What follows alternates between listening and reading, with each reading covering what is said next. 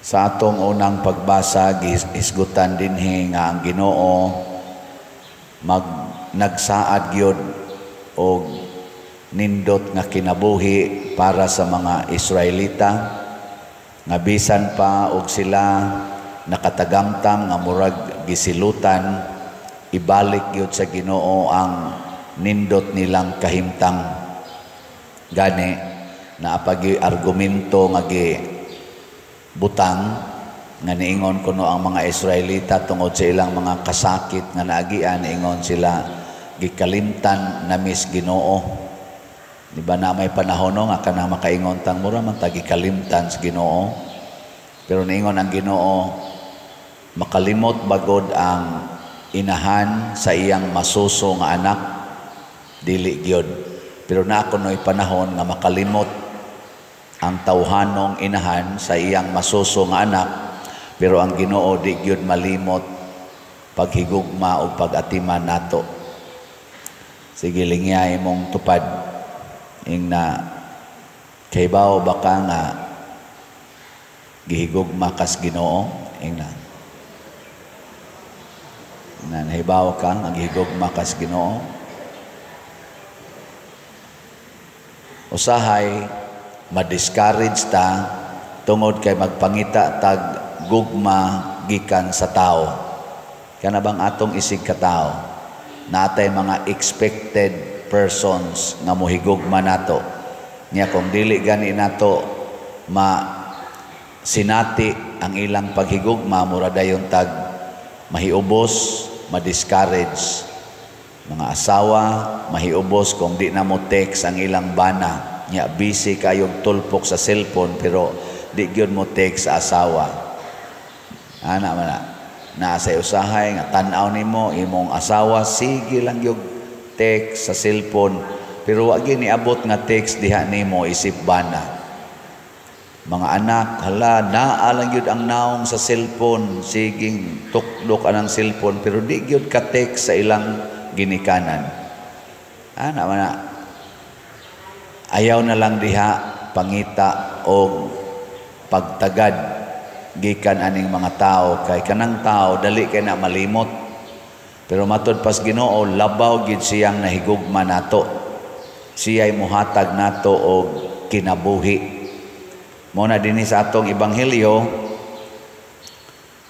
giangko niya ni Kristo nga ang amahan iyang giyong amahan.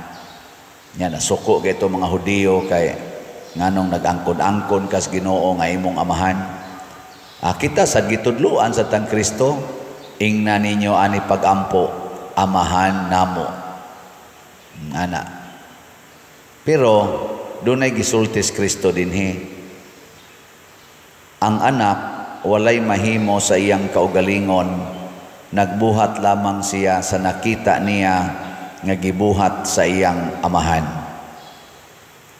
Nilingi ana sa imong tupad ing na liwat kas amahan, na liwat kas atong amahan. Angotan ako no. Unsa may timailhan na liwat ta, dili las naong. Naong usahay ka ng naong. Dali ra man na mo liwat-liwat kay usahay gani ini kataos bata maliwat mas artista, kay ang mama gasigig tan-aw sa artista, idol kay niya. Usahay gani maliwat sa naong sa pari, kay ang mama gasigig simba niya, samtang nagmabdos gipangalaan niya ang pari, pagkatao liwat gyud pari. Anang pertiin taong pangigis bana kay suko kayong bana abiniyag nakatampo gyud ang pari, no? Mao na hinimbahon man kayo, ana man na muliwat-liwat ba. Pero ang nindot gyud ang batasan ug ang binuhatan, hain man maliwat. Ana nya kaya nga atong amahan sa langit nahigugma man sa tanan, matud pa gani diri para sa mga buutan ihatag niya ang grasya, para sa mga makasasala ihatag niya ang pasaylo. Sa ato pa buutan jud kayo ang amahan. Kinsa man ninyo dinhi ang hangtod karon wa nagyoy gidumtan nga tao, tasang kamot Taas lang ba? Una, nganong wa may niisa ninyo na agid ay mo'y gidumtan? Ayaw. Tanawa ha, ang buutan hatagi o grasya. Ang buangon hatagi pasaylo. Pasaylo. Aron wa na gitay dumtan. O mao na nga importante kaayo ning makailagit tas amahan. Nya gahisgot ra ba dinhi si Hesus nga matod pa niya ayaw kamo kahibulong niini kay moabot ang panahon nga makadungog sa iyang tingog ang tanang mga patay nga anaa sa ilang lubnganan. Kana day mga gipanglubong mabuhi nagbalik.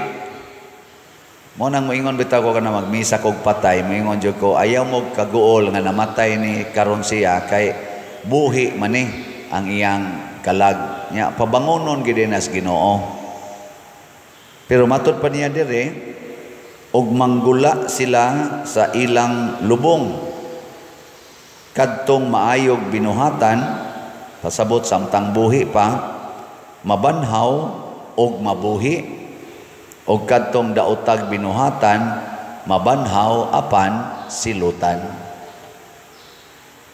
So mabanhaw ra gid itang tanan. Di gid ni mamatay ang atong kinabuhi. Pero dunay duha ka mga kahimtang. Dunay mabanhaw aron musod adtong kinabuhi nga way katapusan katong langit ug naa say mabanhaw aron silutan. Kanang mopalit mog slat nya human mamatay mo. Unsa man na inigsilot inigkabanhaw na ninyo unsa kana silutan mo o adto mo sa kinabuhi? Kusga mura mamog mga patay kinabuhi wa day mo siguro palit gyud kag slat imo gunang gihatag imong kwarta nga ni simbahan ana adto jud ka ana sa kinabuhi.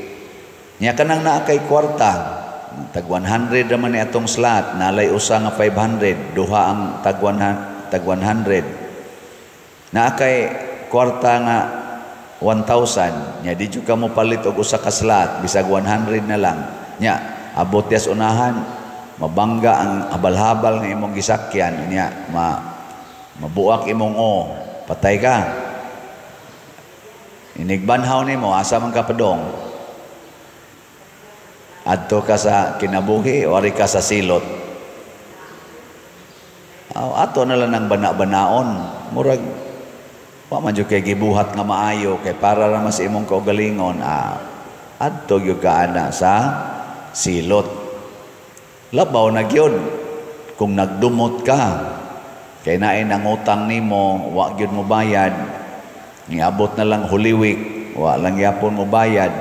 Nya di ka pasaylo na musamot na gina nga perti na gyung dako as imong problema kay ngano man nagdumot gug ka.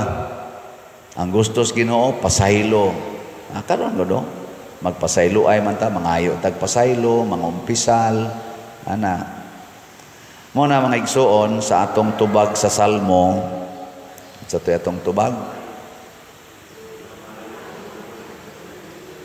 ang Ginoo maayo og maluluyon. Ato ginang paningkamutan nga masunod na nato ang kamaluluyon sa Ginoo. Dili pwedeng maayo kag binuhatan pero di ka maluluyon sa mga dautan. Mabuta nang kita di kita mulambo dinis Pilipinas tungod aning atong crab mentality. Kusog man ta mutahod sa Ginoo, kusog man ta manimba isip mga Filipinos. Daghan man ta dinig mga nindot kayong debosyon, Santo Niño, Nazareno, mga Birhes Guadalupe, Birhen sa Lourdes. Daghan kay ta dinig mga San Vicente, ana. Kay ganahan jud kay ta nga kana ganing maghimo og mga debosyon. Pero nganong di man kita mo asinso, isip nasod, tungod na sa atong crab mentality, kanang kusog sa kita mohimog dinumtanay, hasta atong mga leaders, masimbahan man or gobyerno, naagid ng dinumtanay. Hilig kita ng kanang mag-contest, gyud ba?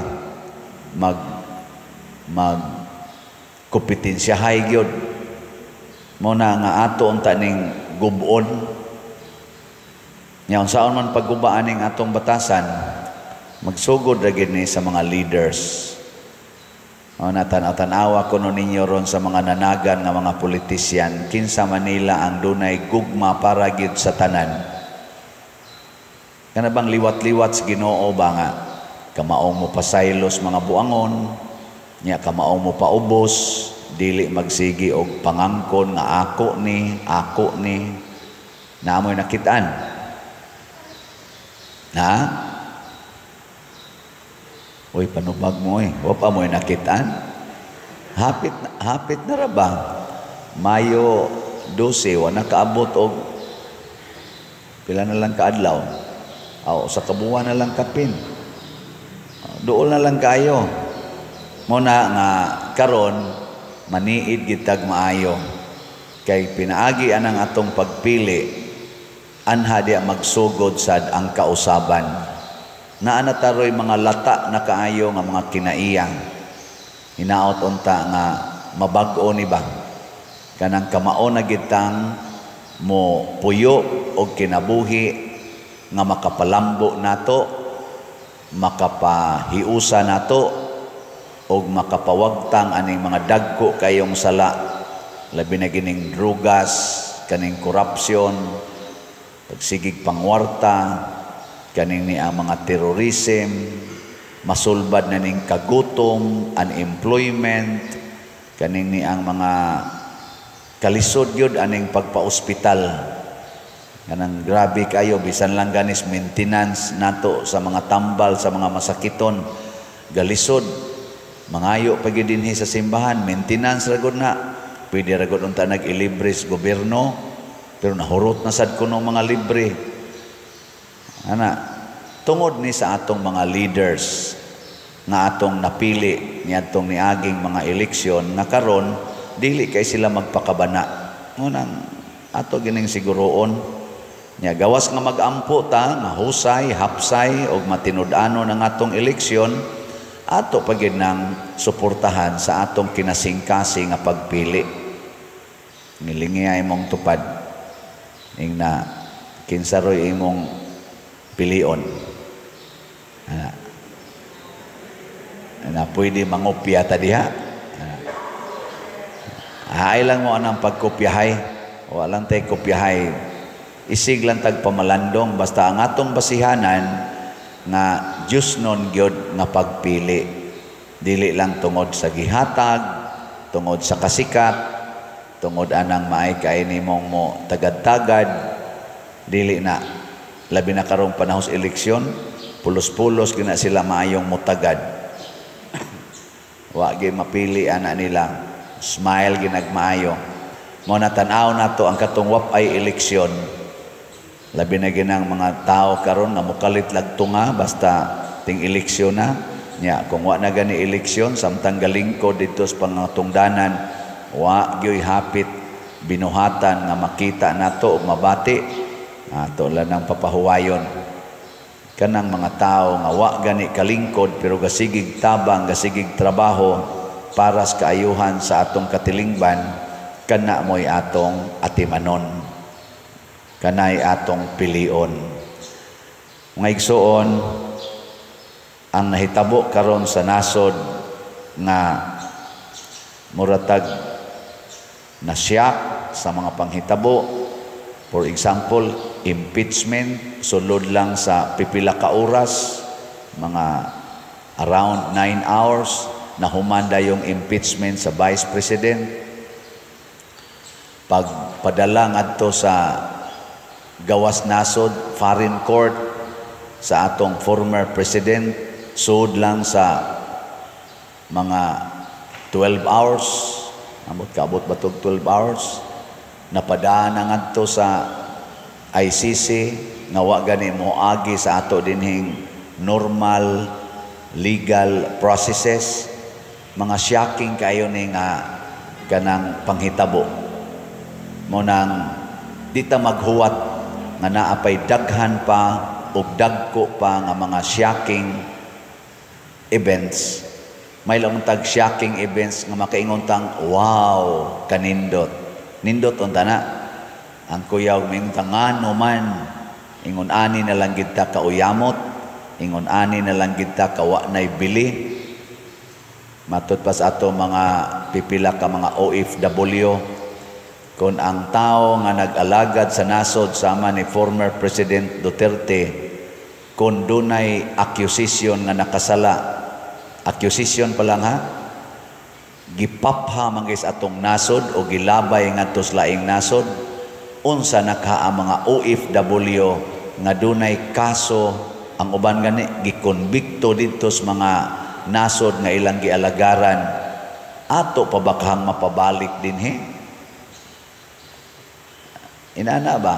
Kamo naaman mo yung mga kaliwat nga mga tuas gawas nasod. Kung makasa to, mulaban pa kaha ang atong mga opisyal sa nasod, mulaban ka aning mga atong mga isig ka Pilipino, labi na ginang mga gi-accuse lang dito, gipasanginlan lang dito, giinitan lang, mulaban ka ta aron mabalik sa atong nasod nga niya gani gi-accuse nga ato gyud dinhing kauban ni agis atong nasod, gilabay man gyud nato ngadto padong sa gawas. Ingon ana na kanabitang murag huyang kay ang atong relasyon isip mga Filipinos tungod aning mga panghitabo. Mao na nang hinahanglan tag mga bag-ong leaders nga kamaong mopakita nga naghigugmaay ta. Kana bang batasan bitas Ginoo nga nag-ingon malimot pa ang inahan sa iyang anak nga masuso pero ako di jud ko kalimot ninyo. Pasabot mo na lagi na, kung buutan ka, tagaan ti kag grasya. Kung buangon ka, tagaan ti kag pasaylo. Ingon ana ang makapayunite nato. Dili kay dumot to the max, dinatugay to the max, pinatyanay to the max. Tungod lang gid anang kwarta, gahom, o honor. Luoy kay ta ana, no? Manindog na ta.